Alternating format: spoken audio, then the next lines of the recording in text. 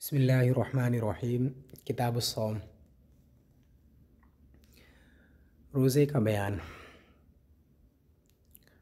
रोज़ा लुग़त में कहते हैं मुतलक़न किसी चीज़ से थोड़ी देर के लिए बाज़ रहना, किसी चीज़ से या किसी फ़ेल से थोड़ी देर के लिए रुक जाना या बाज़ रहना, इसको रोज़ा कहते हैं। यानी इमसाक अनिश शै या इमसाक अनिल फ़ेल साअतन। और इस्तिलाह शरअ में रोज़ा कहते हैं सुबह सादिक़ से लेकर के ग़ुरूब आफ्ताब तक खाने पीने और जिमा करने से और जो इन चीज़ों के हुक्म में है उनसे बाज़ रहना।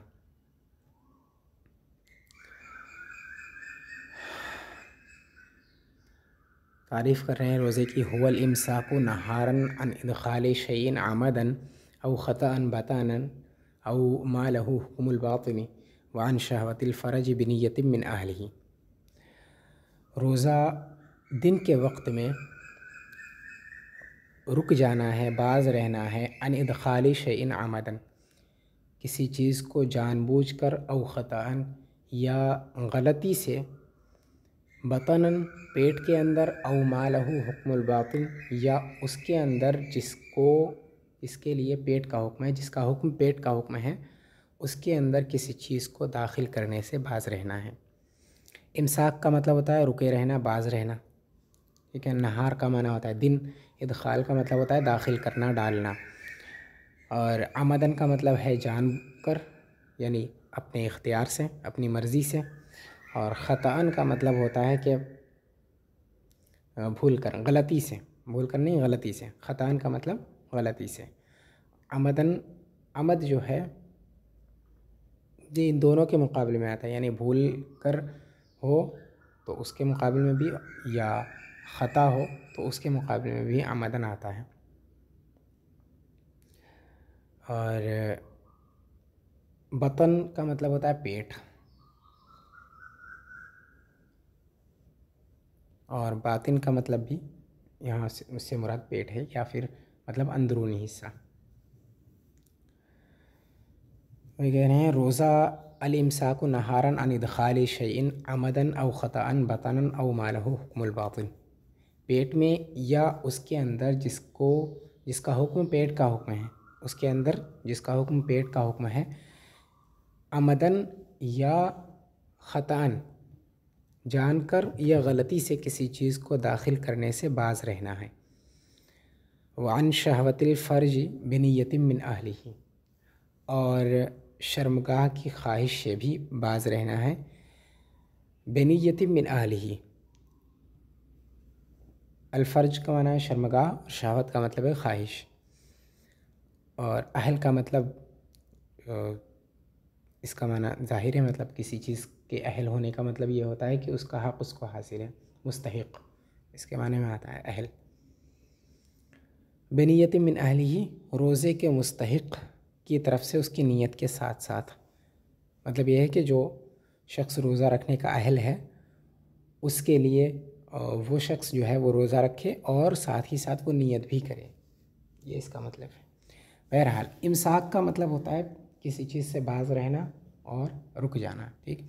नहार यहाँ कहा है, यानी दिन के वक्त में रुके रहने को रोज़ा कहते हैं। ऐसा नहीं है ये थोड़ी देर भी अगर रुक गया तो इस्तिलाह शरअ में उसे रोज़ा कहेंगे, ऐसा नहीं है। बल्कि नहारन का मतलब ये होता है तुलुए फ़जर सादिक़ से लेकर के ग़ुरूब आफ्ताब तक का पूरा वक्त, यानी सुबह सादिक़ से लेकर के ग़ुरूब आफ्ताब तक का पूरा जो वक्त है, इस पूरे वक्त पर नहार का इतलाक़ होता है। तो उसी को कहा है कि आमतौर से रोज़े की तारीफ़ यही की जाती है कि सुबह सादिक़ से लेकर के ग़ुरूब आफ्ताब तक किसी चीज़ को खाने पीने और जिमा से बाज़ रहना। तो उसी को इन्होंने और मुख्तसर और जामे लफ्ज़ से बयान किया है कि नहार यानी दिन के वक्त में बाज़ रहना। उससे मुराद वही है कि सुबह सादिक़ से लेकर के ग़ुरूब आफ्ताब तक के बीच का जो वक्त है, इस पूरे वक्त में बाज़ रहना। किस चीज़ से बाज़ रहना? इसके लिए इन्होंने कहा इदख़ाल शैइन, यानी किसी चीज़ को दाखिल करने से, किसी चीज़ को डालने से। इदख़ाल से इन्होंने ये इस तरफ इशारा करना चाहा है कि अगर कोई चीज़ खुद से दाखिल हो जाए, जैसे गुबार वगैरह दाखिल हो जाते हैं या मक्खी वगैरह, तो इन सब चीज़ों से जो है वो रोज़ा नहीं टूटता है। अगर कोई चीज़ मुंह में ख़ुद से दाखिल हो भी जाए तो भी वो रोज़ेदार है, ठीक है। यानी दाखिल करने से बाज रहना है, दाखिल होने से बाज रहना ये नहीं है। और दाखिल होने से कोई बाज रह भी नहीं सकता है, उस पर उसका इख्तियार तो होता नहीं है। लेकिन हाँ, इदखाल जो है ये चाहे इसकी तरफ से हो चाहे दूसरे की तरफ से हो। मसलन किसी और ने इसके मुंह में पानी डाल दिया तो उससे रोज़ा टूट जाता है। ऐसा नहीं है कि उससे रोज़ा नहीं टूटेगा क्योंकि इदखाल इसकी तरफ से नहीं पाया गया, ऐसा नहीं है। बल्कि इदखाल मुतलक़न है, चाहे ये इस रोज़ेदार की तरफ से हो या इसके गैर की तरफ से हो। अगर गैर की तरफ से है इदखाल, यानी उसने इसके मुंह में कतरे टपका दिए पानी के और हलक से उतर गए, तो भी ये जो है वो इसका रोज़ा नहीं होगा। तो इदखाल से बाज रहना है। वो दूसरा शख्स इसके लिए करे तो उसका भी इससे बाज रहना है, ठीक है। अगर उसने कर दिया तो अब ये रोज़े से खारिज हो गया। बहरहाल रोज़ा है दिन के वक्त में किसी चीज़ को दाखिल करने से बाज रहना। आमदन, फिर उसके बाद इन्होंने कहा है आमदन का मतलब यह है कि भूल करके ये चीज़ें ना हुई हों, ठीक है। यानी जान कर उसने किया हो, जिस वक्त उसने कुछ दाखिल किया पेट के अंदर, कुछ खाया या पिया या फिर शहवत फ़र्ज जो है इसको पूरी की, तो उसको रोज़ा रखना याद था। अगर रोज़ा रहना याद नहीं था तो वो जो है उसका रोज़ा बाकी है, ठीक है। तो बाज रहना जो है वो जानबूझ कर बाज रहना है। अगर भूल करके वो इससे बाज नहीं रहा, यानी भूल गया कि वो रोज़ेदार है, उसके बाद कुछ खा पी लिया, तो इससे रोज़ा नहीं टूटता है। उसके बाद कहा ख़तअन,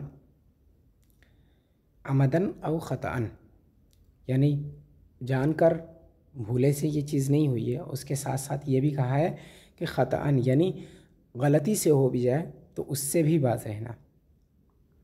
ऐसा नहीं है कि अगर गलती से कोई चीज़ हो गई, मिसाल के तौर पे वो कुल्ली कर रहा था और कुल्ली करते वक्त जो है पानी जो है ऊपर चढ़ गया, मतलब कुल्ली में इसने मुबालगा किया और पानी हलक तक पहुंच गया, तो इससे भी रोज़ा टूट जाता है। हालांकि इसका इरादा वो नहीं था कि पानी को जो है हलक तक पहुंचाए, बल्कि इसका इरादा था सिर्फ कुल्ली करने का, लेकिन गलती से जो है वो पानी हलक तक पहुंच गया, तो इससे भी रोज़ा टूट जाता है।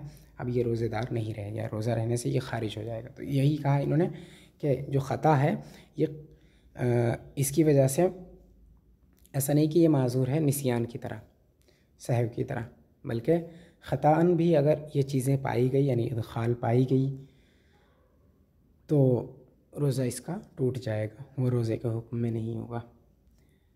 उसके बाद का बतन यानी पेट के अंदर कोई चीज़ पहुंचाना, यानी कोई चीज़ खाना या पीना, ठीक है। पेट के अंदर पहुंचाने का मतलब यही हुआ कि खाए या पिए तभी पेट में पहुंचेगा, ठीक। औ मालहू हुक्मुल बातिन, या फिर वहाँ कोई चीज़ पहुंचाना जिसका हुक्म पेट का हुक्म है। अब पेट का हुक्म जो है यानी मिसाल के तौर पे दिमाग है, दिमाग का हुक्म भी पेट का ही हुक्म है रोज़े के अंदर। अगर दिमाग तक भी कोई चीज़ पहुंच गई तो उससे भी रोज़ा टूट जाता है। मसलन उसने नाक में पानी डाला और नाक से पानी चढ़ के दिमाग तक पहुंच गया, तो इससे भी रोज़ा टूट जाता है। और इन्होंने कहा कि पेट में पहुंचाए या फिर वहाँ पहुंचाए जिसका हुक्म पेट का है, जैसे दिमाग है, दिमाग तक पहुंचा दिया तो इससे भी रोज़ा टूट जाएगा। यानी दिमाग तक पहुंचाने से भी बाज रहना है, चाहे वो जान करके वो दाखिल करे या फिर गलती से दाखिल करे, इन सब चीज़ों से बाज रहना है। जानकर कुछ खाने पीने से भी बाज रहना है, गलती से कुछ खाने पीने से भी बाज रहना है, पेट में कोई खाना पानी दाना पहुंचाने से भी बाज रहना है, उसी तरह दिमाग तक भी कोई चीज़ पहुंचाने से बाज रहना है। वन शहवतिल फ़रज, और शहवत फ़रज से बाज रहना है, यानी शर्मगाह की शहवत को पूरी करने से बाज रहना है। इनक़िज़ाए शहवत फ़रज इससे मुराद है, मतलब ये शर्मगाह की जो ख्वाहिश होती है उसको पूरी करने से बाज रहना, यानी जिमा वगैरह इससे मुराद है कि जिमा वगैरह करने से भी बाज रहना ये ज़रूरी है रोज़े के लिए। अगर इससे भी बाज नहीं रहा, यानी खाने पीने से बाज है लेकिन जिमा से बाज नहीं है, तो भी इसका रोज़ा नहीं है, ये रोज़ा है ही नहीं, ठीक है। उसके बाद इन्होंने कहा है बनियतिम मिन अहलिही, यानी रोज़े के अहल की तरफ से नीयत हो। नीयत का होना ये रोज़े के अंदर शर्त है, ठीक है। रोज़ा अगर किसी ने रखा और उसने नीयत नहीं की तो इसका रोज़ा रोज़ा नहीं है। मिसाल के तौर पे किसी के पास खाना पीना नहीं है और वो पूरे दिन तक ऐसे ही भूखा प्यासा रह गया, तो इसका ये भूखा प्यासा रहना रोज़ा नहीं है, बल्कि अगर रोज़े की नीयत से उसने मतलब कुछ खाया पिया नहीं पूरे दिन भर, तो उसका रोज़ा रोज़ा होगा।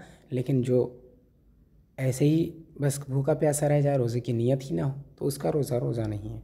भूखा प्यासा रहना उसका ये रोज़ा नहीं है। वो इसी वजह से, क्योंकि रोज़े के अंदर नीयत शर्त है। वही उन्होंने कहा बेनियतिम मिन अहलिही, रोज़ेदार की नीयत के साथ साथ, यानी नीयत करने के साथ साथ इन सब चीज़ों से बाज रहना। उसके बाद मिन अहलिही कहा है। मिन अहलिही का मकसद इतना है कि नीयत वो शख्स करे, ये रोज़ा वो शख्स रखे नीयत के साथ साथ जो शख्स रोज़ा रखने का अहल है, यानी रोज़ा रखने का उसको हक़ हासिल है। मिसाल के तौर पे जो मुकल्लफ़ है, यानी इससे मुराद वो है जो मुकल्लफ़ है, जिस पर अहकाम नाफिज़ होते हैं, लाजिम होते हैं जिस पर अहकाम, यानी आक़िल बालिग़, इससे वो मुराद है। ऐसा मजनून वगैरह इससे मुराद नहीं है। मजनून अगर है तो वो रोज़े का अहल ही नहीं है, तो उसने अगर रोज़ा रख लिया तो उसका रोज़ा रोज़ा नहीं है। इसी को यहाँ बयान किया है मिन अहलिही कह करके।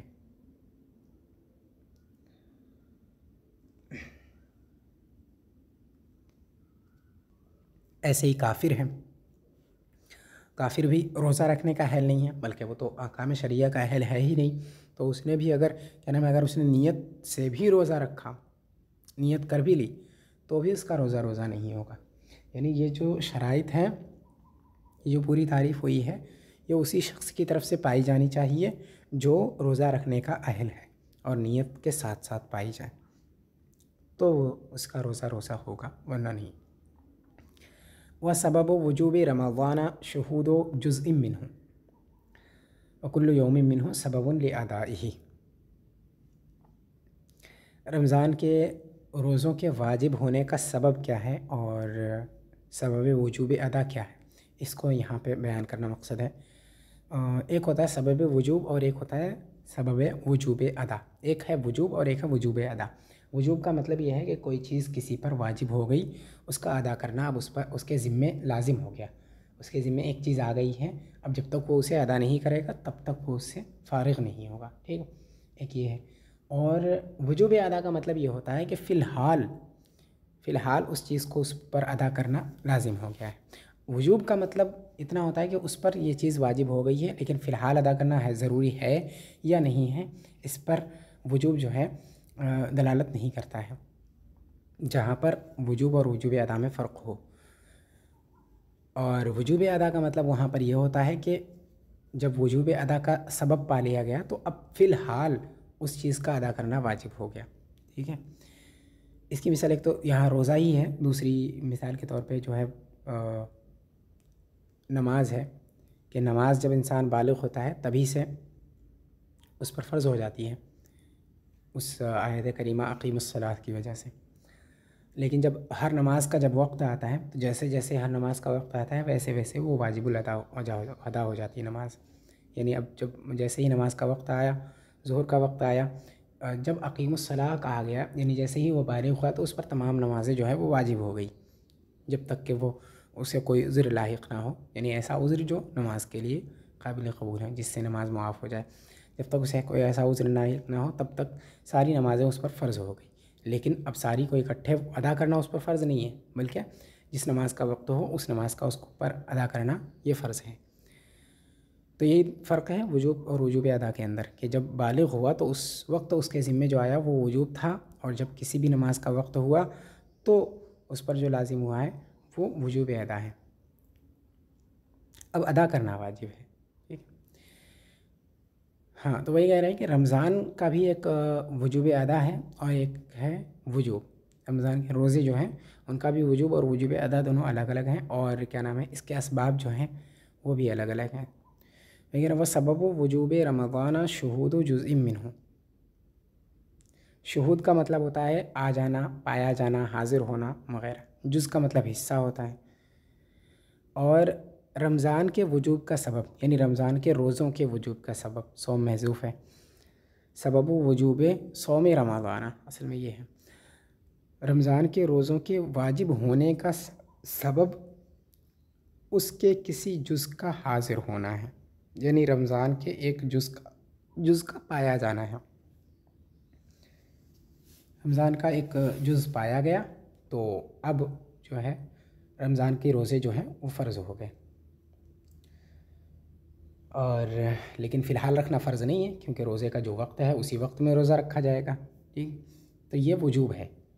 सबब वजूब यह है कि रमज़ान का एक लम्हा पाया गया, यानी रमज़ान जो पूरा रमज़ान का पूरा वक्त है, चाँद होने से चाँद होने तक के बीच का जो वक्त है, उस पूरे वक्त को रमज़ान कहा जाता है। अब इस रमज़ान का पहला जुज़ पाया गया, यानी चाँद दिख गया और रुयत हिलाल साबित हो गई, तो क्या नाम है वो, अब उसका एक जुज़ पा लिया गया, यानी अब रोज़े रखना वाजिब हो गया है। लेकिन फ़िलहाल तो रखना वाजिब है नहीं, क्योंकि ये रोज़े का वक्त ही नहीं है, बल्कि रोज़े का जो वक्त होगा वो सुबह सादिक से शुरू होगा। तो ये वजूब अदा है कि उस पर रमज़ान के रोज़े रखना वाजिब हो गया। और फिर उसके बाद जब सुबह सादिक तुलू होगा तो उस वक्त जो है वो सबब वजूब अदा, यानी वजूब अदा उस वक्त उस पर होगा, यानी अब उस वाजिब को अदा करने का वक्त आ गया है। अब उस वाजिब को यानी रोज़े को रखना है, अब रोज़े का वक्त हो गया तो उसको रखना वाजिब है, ये मतलब है। तो वही कह रहे हैं जो वजूब रमज़ान का सबब है, यानी वजूब रोज़ा का सबब है, रमज़ान किस वजह से किस सबब से वाजिब होता है, वो ये है कि रमज़ान का कोई एक जुज़ पाया जाए। रमज़ान का जुज़ जब तक नहीं पाया जाएगा तब तक असल रोज़ा असलन फ़र्ज़ होगा ही नहीं। ठीक है, जब रमज़ान का जुज़ पाया जाएगा तब रोज़ा उस पर फ़र्ज़ हो जाएगा, लेकिन फ़िलहाल रोज़ा रखना फ़र्ज़ नहीं है, ये वक्त ही नहीं है। व कुल्लु यौमिन मिन्हु सबबुन लि अदाइही, और हर दिन रमज़ान का हर दिन उसका सबब है। मिन हो कि ज़मीर जो है रमज़ान की तरफ लौट रही है। वकुल्लु यौमिन, कुल का मतलब हर होता है, यौम का मतलब दिन, और अदाइही का मतलब रोज़ों की अदा का, सबबुन लि अदाइही रोज़ों की अदा का सबब है। और वकुल्लु यौमिन मिन्हु सबबुन लि अदाइही, और रमज़ान का हर दिन उसकी अदा का सबब है। हर दिन से मुराद हर दिन के जुज़ का, हर दिन का पहला जुज़, यानी दिन किसे कहते हैं, अभी ऊपर इन्होंने नहारन कहा था, तो इससे नहार ही मुराद है, यानी सुबह सादिक से लेकर के गुरूब आफ्ताब तक का जो वक्त है, इसका पहला जुज़ पाया जाना, इसका पहला जुज़, इसके पहले जुज़ का वजूद ही सबब अदा का वजूब सबब अदाए सौम है। ठीक है, यानी जैसे ही तुलुए सुबह सादिक का पहला जुज़ पाया जाता है, वैसे ही रोज़ा रखना जो है फ़िलहाल वाजिब हो जाता है। ठीक है, और इससे मुराद पूरा दिन नहीं है, क्योंकि पूरा दिन अगर सबब अदा होगा तो जब पूरा सबब नहीं पाया जाएगा तब तक रोज़ा रखना उस पर फ़र्ज़ नहीं होगा, रोज़े का अदा करना उस पर फ़र्ज़ नहीं होगा जब तक पूरा सबब नहीं पाया जाएगा। और पूरा सबब जो है वो पाया जाएगा, क्योंकि दिन पूरा जो होता है गुरूब आफ्ताब तक होता है, तो जब गुरूब आफ्ताब तक पूरा गुज़र जाएगा तब पूरा सबब पाया जाएगा। इसी वजह से गुल्लो यौमिन मिन्हु का मतलब यह है कि हर दिन के जुज़ का, हर दिन का पहला जुज़, इससे मुराद हर दिन नहीं है बल्कि हर दिन का पहला जुज़ है। तो हर दिन का पहला जुज़ जैसे ही पाया जाएगा वैसे ही रोज़े का अदा करना वाजिब हो जाएगा कि अब रोज़ा रखना है फ़िलहाल। और जब रमज़ान का कोई जुज़ पाया जाएगा तो उस वक्त ये होगा कि रोज़ा रखना उस पर वाजिब हुआ है, लेकिन फ़िलहाल रखना वाजिब नहीं है, बल्कि जब उसका सबब अदा पाया जाएगा तब रोज़ा रखना फ़िलहाल वाजिब हो जाएगा। वहुवा फ़र्ज़ुन अदाअन व क़ज़ाअन अला मन इज्तमअ फ़ीही अर्बअत अशिया। रोज़े का हुक्म है, ये रोज़े के हुक्म का बयान है कि रोज़ा जो है ये वाजिब है, फ़र्ज़ है, क्या है, वही कह रहे हैं वहुवा फ़र्ज़ुन अदाअन व क़ज़ाअन। वहुवा से मुराद यानी रोज़ा, वहुवा और वो यानी रोज़ा, फ़र्ज़ुन फ़र्ज़ है, अदाअन अदा के तौर पर, व क़ज़ाअन और क़ज़ा के तौर पर। चाहे रोज़ा अदा हो या क़ज़ा हो, बहरहाल वो फ़र्ज़ है।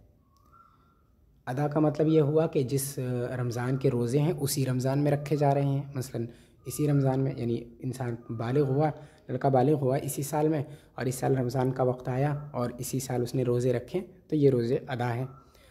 ठीक है, इसी साल रोज़े रखें तो ये रोज़े अदा है। तो ये जो अदा कर रहा है वो ये जो फ़र्ज़ अदा कर रहा है वो अदा के तौर पर अदा कर रहा है।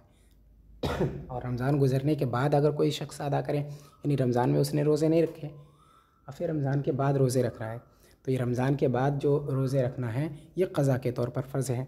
यानी ऐसा नहीं है कि रमज़ान में अगर किसी ने रोज़े नहीं रखे तो उससे फ़र्ज़ियत साक़ित हो जाएगी, ऐसा नहीं है, बल्कि फ़र्ज़ियत अभी भी उसके ज़िम्मे है, लेकिन वही फ़र्ज़ जो अदा के तौर पर था अब वो क़ज़ा के तौर पर हो गया, क्योंकि उसका वक्त गुज़र चुका है। और हर चीज़ जब अपने वक्त में अपने वक्त पर की जाए, अपने वक्त पर उसको बजा लाया जाए तो वो अदा होता है, और जब वक्त गुज़रने के बाद उसे बजा लाया जाए तो वो क़ज़ा है। लिहाजा वक्त जब गुज़र चुका है तो वो क़ज़ा है, लेकिन उसका हुक्म अभी भी वही है कि अभी भी वो उसके ज़िम्मे फ़र्ज़ के तौर पर ही लाजिम है।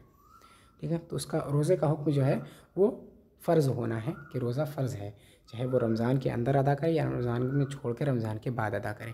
फ़र्क ये है कि रमज़ान में अदा करे तो अदा है, रमज़ान के बाद अदा करे तो वो क़ज़ा है। किस पर रोज़ा फ़र्ज़ है? यानी अला मन इज्तमा फ़ीही अर्बाअतु अशिया,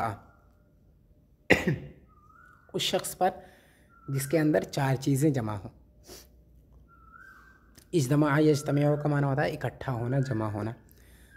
अला मन, उस पर, इज्तमा फ़ीही, जिसमें जमा हो जाएँ, इसमें इकट्ठे हो जाएँ, अर्बाअतु अशिया, 4 चीज़ें। अशिया का मतलब चीज़ें, शय की जमा है अशिया, अर्बाअतु का मतलब 4 है। अर्बाअतु अशिया, 4 चीज़ें जिसमें जमा हो जाए उस पर रोज़ा रखना फ़र्ज़ है।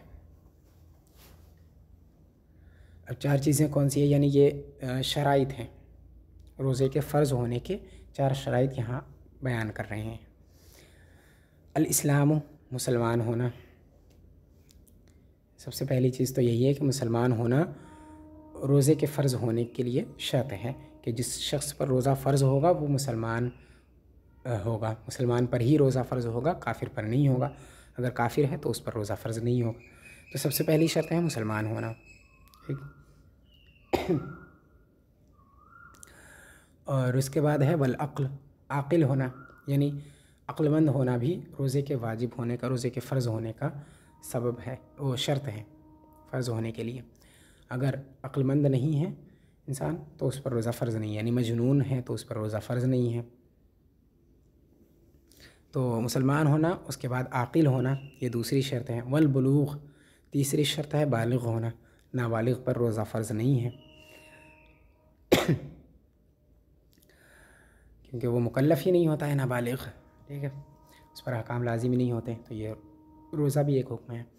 वल इल्मु बिल वुजूबि लिमन अस्लमा बिदारिल हर्बी, और वजूब का जानना उस शख्स के लिए जो दारुल हर्ब में मुसलमान हुआ। इल्म का मतलब होता है जानना, और लिमन, लाम, लिमन उसके लिए। ठीक है, अस्लमा, अस्लमा इस्लाम इस्लामन का मतलब मुसलमान होना, जो मुसलमान हुआ बेदारिल हर्ब। दारुल हर्ब का मतलब होता है जहाँ पर कभी इस्लामी हुकूमत ना आई हो, और वहाँ पर जो है शराए इस्लाम यानी इस्लाम के जो जुमा ईदैन वग़ैरह है इन सब पर पाबंदी आयद हो, इन सब को अदा करने की इजाज़त ना हो, वो है दारुल हर्ब। ठीक है, और कुफ़ार के जो शायर हैं वहाँ पर उनकी बिल्कुल इजाज़त हो, आम इजाज़त, तो वो दारुल हर्ब है। दारुल हर्ब यानी जहाँ पर कुफ़ार का कब्ज़ा हो, अमान के साथ वहाँ पर मुसलमान न रहते हों। तो जो शख्स दारुल हर्ब में मुसलमान हुआ, यानी ऐसी जगह जो मुसलमान हुआ है, उस शख्स के लिए ये भी ज़रूरी है, उस शख्स के लिए शर्त एक और है।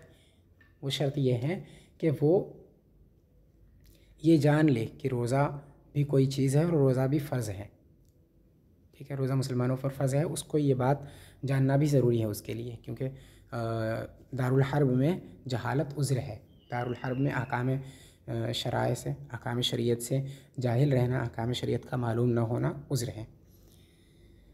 ठीक है, उसके लिए मतलब ये है कि अगर एक आदिल शख्स भी उसे बता दे या फिर 2 मस्तूरुल हाल बता दें तो भी इल्म उससे हो जाएगा। यानी एक आदिल शख्स ने उसे बता दिया कि रमज़ान के रोज़े फ़र्ज़ हैं तो उस पर वाजिब हो जाएगा रोज़ा, या फिर 2 ऐसे लोगों ने बता दिया जिनकी हालत पोशीदा है, जिनके बारे में मालूम नहीं कि ये फ़ासिक हैं या फिर आदिल हैं, तो उन्होंने भी इसे बताया कि रमज़ान के रोज़े फ़र्ज़ हैं तो इस पर रोज़े रखना वाजिब है, फ़र्ज़ है। अविल कौनो बेदारिल इस्लाम, ये तो उसके लिए था जो दारुल हर्ब में मुसलमान हुआ। ठीक, या फिर अविल कौन, कौन का मतलब होना, बेदारुल इस्लाम, दारुल इस्लाम में या फिर दारुल इस्लाम में होना। दारुल इस्लाम वहीं, वहाँ जहाँ इस्लामी हुकूमत कायम हो या ना कायम हो, लेकिन शराए पर पाबंदी ना हो, शायर इस्लाम पर पाबंदी ना हो, उनको अदा करने की इजाज़त हो और मुसलमान आम अमन अमन अमान अव्वल पर वहाँ रहते हों, यानी अमान मुसलमानों को हासिल हो और दीनी शायर जो हैं उन्हें अदा करने की जो है इजाज़त हो। तो ऐसी जगह पर होना ही ये ऐसी जगह पर होना ये काफ़ी है। यहाँ पर इल्म होना ज़रूरी नहीं है, क्योंकि दारुल इस्लाम में जहालत उज़्र नहीं है। दारुल इस्लाम में अगर किसी को कोई हुक्म शरई मालूम नहीं है तो ऐसा नहीं है कि उससे वह हुक्म साक़ित हो जाएगा, बल्कि उस पर अभी भी वो हुक्म लाजिम है। उस पर यह वाजिब था कि उसका इल्म वो सीखता। ठीक है, तो 3 शर्तें हैं, वो 4 शर्तें हैं। पहली शर्त तो ये है कि मुसलमान होना, दूसरी है अक्लमंद होना, तीसरी है बालिग होना। चौथी शर्त जो है वो 2 लोगों के लिए 2 तौर से है। अगर वो मुसलमान दारुल हर्ब में मुसलमान हुआ है और रोज़े की फ़र्ज़ियत का उसे रोज़े की फ़र्ज़ियत का उसे इल्म होना भी शर्त है। अगर इल्म है तो उस पर रोज़ा फ़र्ज़ है, अगर इल्म नहीं है तो रोज़ा फ़र्ज़ नहीं है। और या फिर उसका महज इतना काफ़ी है मुसलमान का कि वो दारुल इस्लाम में रहे। दारुल इस्लाम में अगर है तो जाने या ना जाने बहरहाल उस पर रोज़ा फ़र्ज़ है। शर्त यह है कि अगर दारुल हर्ब में है तो जाने, या फिर वो दारुल इस्लाम में रहे। दारुल इस्लाम में है तो उस पर रोज़ा फ़र्ज़ है। वइश्तरतु लिवुजूब अदाइही, ये जो शर्तें थी वो फ़र्ज़ियत की थी। ये शर्तें जब पाई जाएंगी तब इंसान पर रोज़ा फ़र्ज़ होगा। ठीक है, अब वुजूब अदा के लिए जो शर्तें हैं उसको यहाँ से बयान कर रहे हैं। ये तो फ़र्ज़ियत की शराइत थी। अब अदा करना किस पर वाजिब होगा उसका यहाँ से बयान है। यानी अगर ये शर्तें पाई गई तो रोज़ा तो फ़र्ज़ है, लेकिन हो सकता है कि अदा के तौर पर हो या क़ज़ा के तौर पर हो। अदा के तौर पर होगा तो मतलब ये है कि उसे फ़िलहाल कोई उज़्र नहीं है, इसलिए उस पर फ़िलहाल रोज़े अदा करना वाजिब है। और अगर क़ज़ा के तौर पर होगा, यानी कोई उज़्र उसके साथ है, तो क़ज़ा के तौर पर फ़र्ज़ होगा। लेकिन ये 4 शर्तें जिसके अंदर पाई गई उस पर रोज़ा बहरहाल फ़र्ज़ होगा ही होगा, चाहे अदा के तौर पर हो या क़ज़ा के तौर पर हो। ठीक, लेकिन आगे जो शर्तें आ रही हैं ये शर्तें वो हैं कि अगर ये पाई गई तो अदा के तौर पर ही रोज़ा रखना उस पर फ़र्ज़ है, यानी रमज़ान में ही उस पर रोज़े रखना फ़र्ज़ है। देखिए, और युश्तरतु शर्त लगाया जाना, शर्त होना।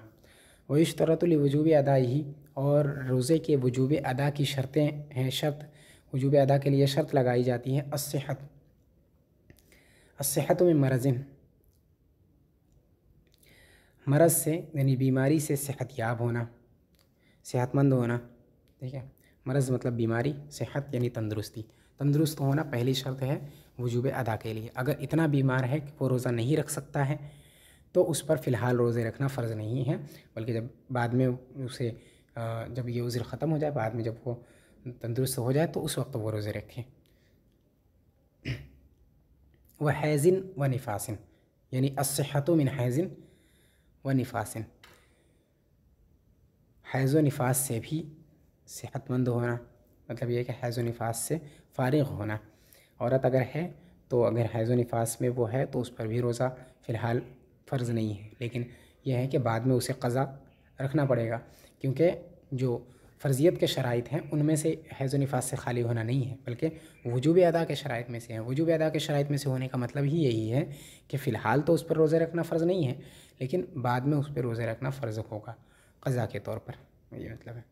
तो हैज़िन व निफासिन, हैज़ व निफास से भी खाली होना वजूब अदा के लिए शर्त है। अगर हैज़ व निफास में औरत है तो फ़िलहाल उस पर रोज़े फ़र्ज़ नहीं है, बल्कि इनकी क़ज़ा वो करेगी बाद में, इन रोज़ों की क़ज़ा फ़र्ज़ है उस पर।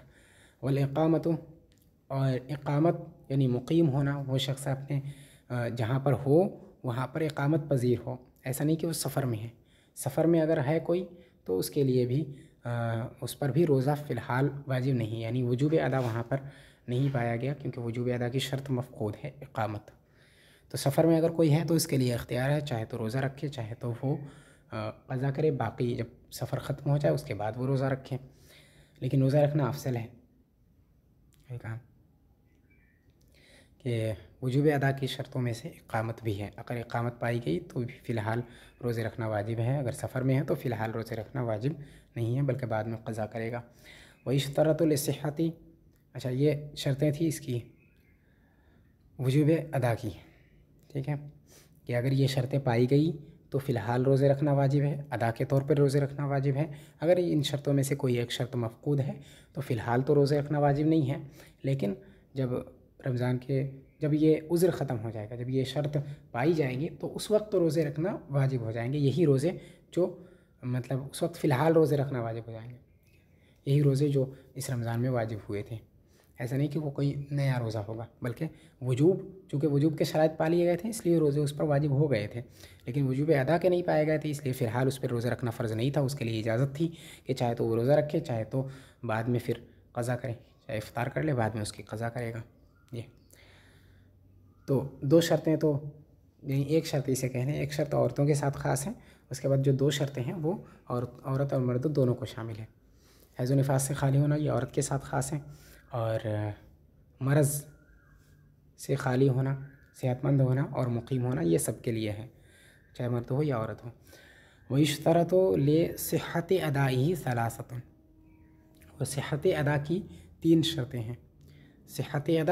सिहत अदा का मतलब ये है कि किसी ने रोज़ा रख लिया, लेकिन अब पता कैसे चलेगा कि उसका ये रोज़ा दुरुस्त हुआ है या फिर फासिद हुआ है, सही हुआ है या फासिद हुआ है, सही हुआ है या नहीं हुआ, ये कैसे पता चलेगा? तो उसके लिए कह रहे हैं कि उसकी शर्तें जो हैं वो 3 हैं।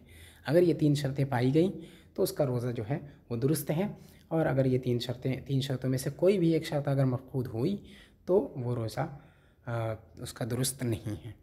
अन्नियत, पहली शर्त है नीयत, यानी नीयत करके वो रोज़ा रखेगा तभी उसका रोज़ा जो है ये दुरुस्त होगा, वरना नहीं है। नीयत का जो वक्त है रमज़ान के रोज़े के वो ज़वाल से पहले पहले तक का है। ज़वाल का मतलब ये है कि जो निस्फ़ुन नहारे शरई है वो, यानी सुबह सादिक़ से लेकर के ग़ुरूब आफ्ताब तक के दरमियान का जो बिल्कुल दरमियान का जो वक्त है, उस वक्त से पहले पहले नियत करना ज़रूरी है। उस दरमियान के वक्त को निस्फ़ुन नहारे शरई कहते हैं, ठीक है।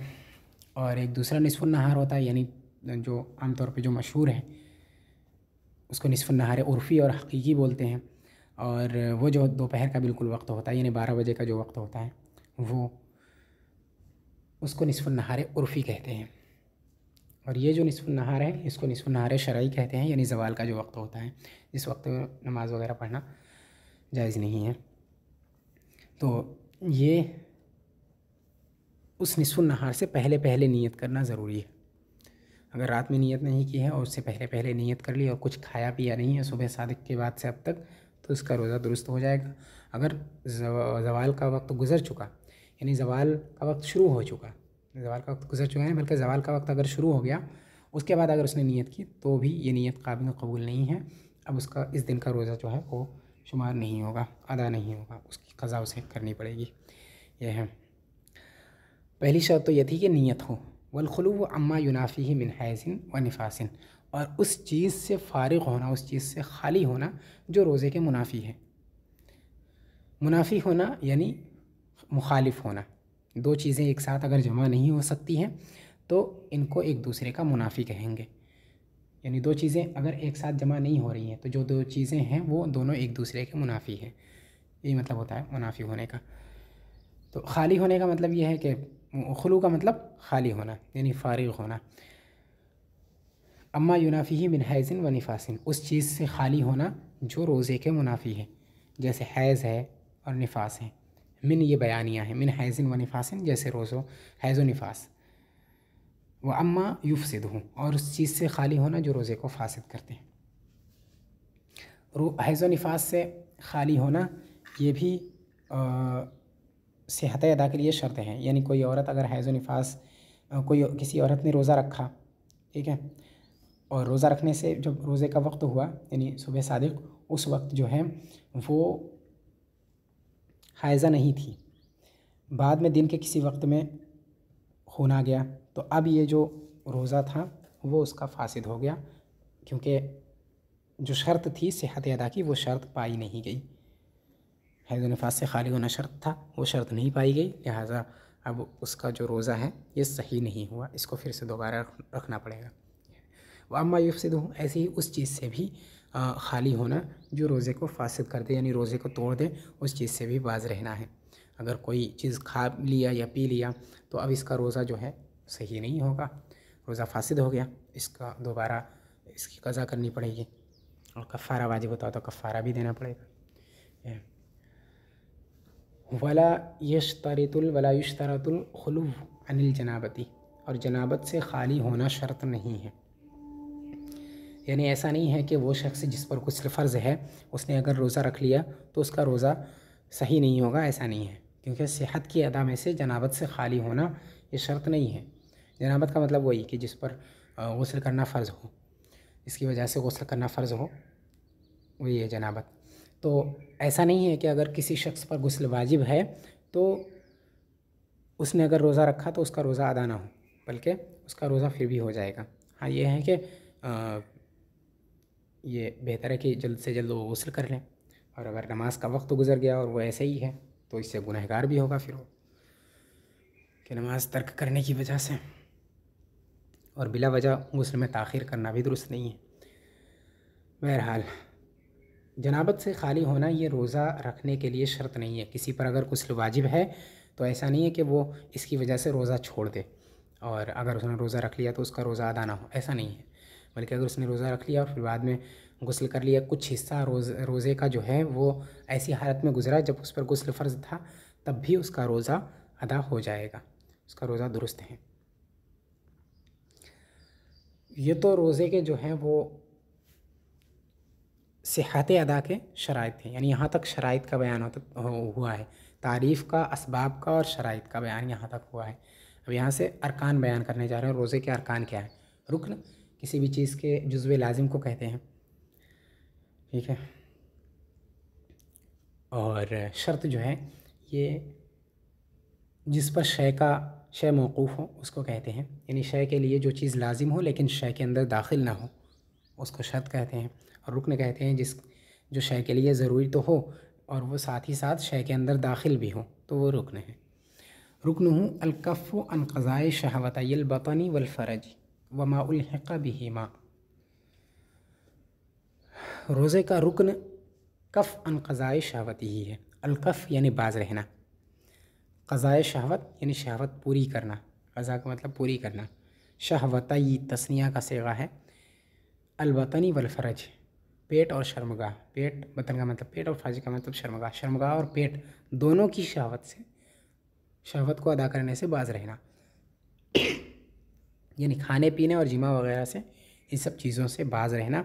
वमा उल्हिक़ बिहिमा, और जो इनके साथ मुल्हक़ हैं उनसे भी बाज़ रहना, यानी जो चीज़ें खाने पीने के हुक्म में हैं, जो चीज़ें खाना पीना ये तो ज़ाहिर है कि मतलब कुछ खा लिया या पी लिया, या वो जो खाने पीने के हुक्म में है उनसे भी बाज़ रहना है। ऐसे ही जो शर्मगाह की क़ज़ा पूरी करने और उसके हुक्म में जो है उससे भी बाज़ रहना, यानी जिमा करने और जो चीज़ जिमा के हुक्म में है उससे भी बाज़ रहना, ये इसका रुकन है रोज़े का, ठीक है। तो रोज़े के अरकान यही हैं कि खाने पीने और जिमा से, और जो चीज़ें इनके हुक्म में हैं उनसे बाज़ रहना।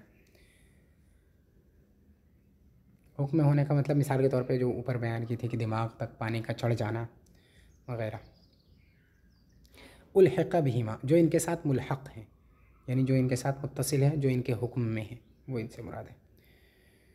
वह हुक्मुहु सुक़ूतुल वाजिब अनि ज़िम्मति व सवाबु फ़िल आखिरति। रोज़े का हुक्म क्या है, यानी अगर किसी ने रोज़ा रख लिया तो इसका असर क्या होगा, वही कह रहे हैं सुक़ूतुल वाजिब। सक़त यसक़ुतु, सुक़ूत का मतलब होता है गिरना, साक़ित होना।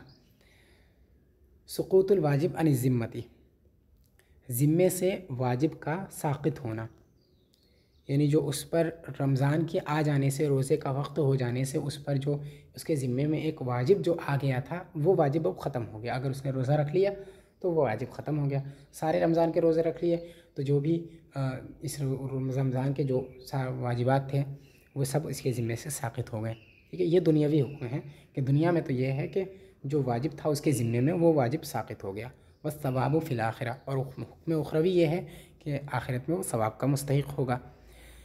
ठीक है, ये हर चीज़ का एक हुक्म उखरवी होता है और एक हुक्म दुनियावी होता है। तो दुनियावी हुक्म ये है कि जो वाजिब उसके ज़िम्मे में था वो वाजिब क्या बोलते हैं, वो साक़ित हो गया, और हुक्म उखरवी ये है कि वो आखिरत में सवाब का मुस्तहिक होगा।